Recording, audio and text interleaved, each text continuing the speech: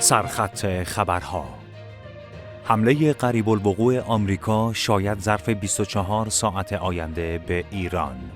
خروج کارکنان آمریکایی و بریتانیایی از پایگاه هوایی آمریکا در قطر. و در صورت جنگ ایران و آمریکا، علی خامنه‌ای به مسکو فرار می‌کند. سلام، به این سرویس خبری از کانال مسلم خوش آمدید.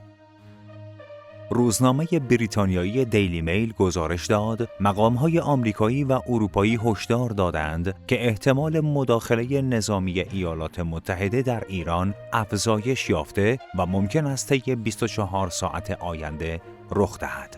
این ارزیابی همزمان با آغاز خروج بخشی از پرسنل آمریکایی از پایگاه هوایی العدید در قطر، بزرگترین پایگاه آمریکا در منطقه، اعلام شده است. به گفته منابع آمریکایی، اروپایی و اسرائیلی، آمادگی‌ها برای اقدام احتمالی در جریان است و واشنگتن خروج نیروها را اقدامی احتیاطی پس از هشدار یک مقام ارشد جمهوری اسلامی توصیف کرده است. به گفته دو مقام اروپایی، مداخله نظامی احتمالی به نظر می‌رسد و یکی از آنان زمان آن را ممکن است طی 24 ساعت آینده دانسته است.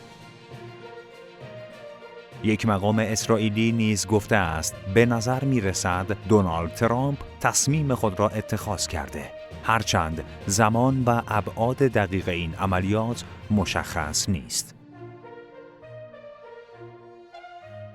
قطر اعلام کرده خروج نیروها از پایگاه العدید با توجه به تنش‌های جاری منطقه‌ای انجام می‌شود.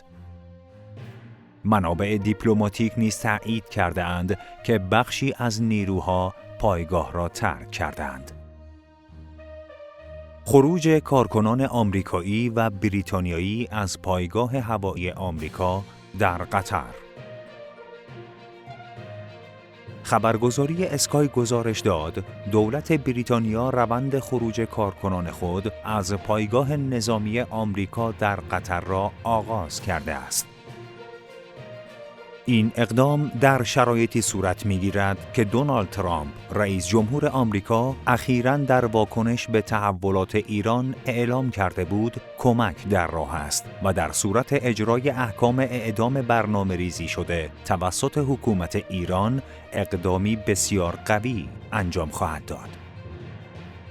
در مقابل، جمهوری اسلامی تهدید کرده که در صورت حمله احتمالی آمریکا به پایگاه‌های نظامی این کشور در منطقه پاسخ خواهد داد. در همین چارچوب، ایالات متحده نیز خروج بخشی از نیروهای خود از پایگاه هوایی العدید در قطر که بزرگترین پایگاه آمریکا در منطقه محسوب می‌شود را آغاز کرده است. یک سخنگوی وزارت دفاع بریتانیا در واکنش به این گزارش‌ها اعلام کرد به دلیل ملاحظات امنیتی و عملیاتی درباره جزئیات استقرارها و پایگاه‌ها اظهار نظر نمی‌کنیم. بریتانیا همواره برای تضمین امنیت و ایمنی نیروهای خود اقدامات احتیاطی لازم را اتخاذ می‌کند، از جمله در صورت ضرورت خروج پرسنل.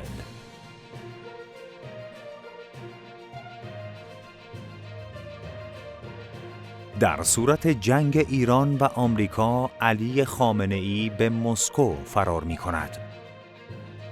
به گزارش روزنامه بریتانیایی تایمز، علی خامنه‌ای، رهبر 86 ساله جمهوری اسلامی ایران، در صورتی که ببیند نیروهای نظامی و امنیتی که برای سرکوب اعتراضات فراخوانده شده اند در حال ترک خدمت و فرار از مأموریت هستند یا از دستورات پیروی نمی کنند، قصد دارد به همراه حلقه‌ای از نزدیکان متشکل از حد اکثر 20 نفر از دستیاران و اعضای خانواده اش از تهران بگریزد.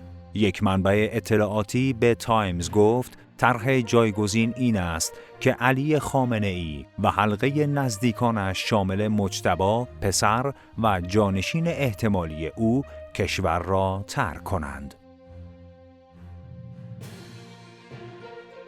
بنی سبتی، پژوهشگر ایرانی اسرائیلی که پس از فرار از ایران در سال 1987 سالها در نهادهای اطلاعاتی اسرائیل فعالیت کرده است، گفت که علی خامنه‌ای به مسکو فرار می‌کند چون جای دیگری ندارد.